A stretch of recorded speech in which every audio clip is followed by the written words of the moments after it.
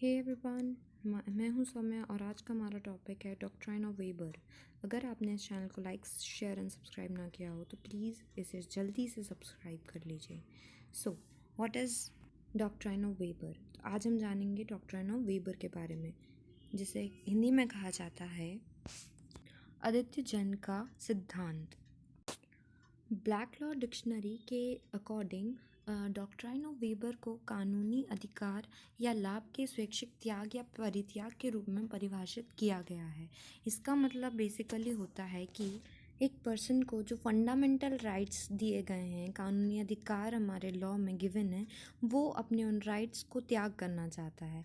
Example के तौर पर हम देखें तो कोई पर्सन है जो ये कहता है कि मैं अपनी राइट टू इक्वालिटी नहीं चाहता हूँ, मैं ज़बरदस्ती चाहता हूँ कि आप मेरे अगेंस्ट प्रोसीडिंग्स चलाइए और मुझे सज़ा दीजिए।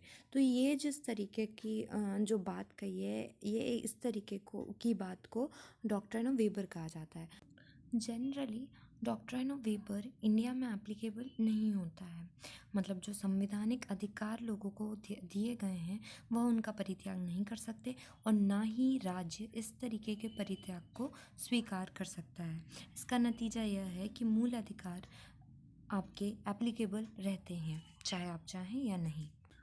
इस पर एक केस लॉ डिस्कस किया गया था जो कि है Behram Khurshid Pesikaka versus Bombay, state of Bombay.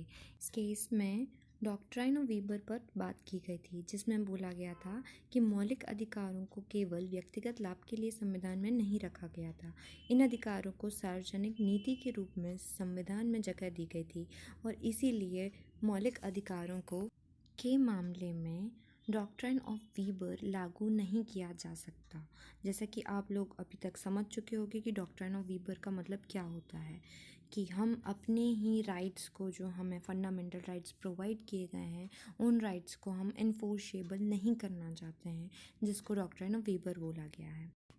Basically doctrine of weber के बारे में अमेरिकन कॉन्स्टिट्यूशन में बात की गई थी, लेकिन यह इंडिया में लागू नहीं होता है क्योंकि अमेरिका और इंडिया के जो संविधानों की प्रस्तावना है उसको पढ़ने से हमें ये समझ में आता है कि दोनों देश के कॉन्स्टिट्यूशन के बनने में, उनके उद्देश्यों में बहुत ही अलग अलग लक्ष्यों को हासिल किए जाने की बात कही गई थी।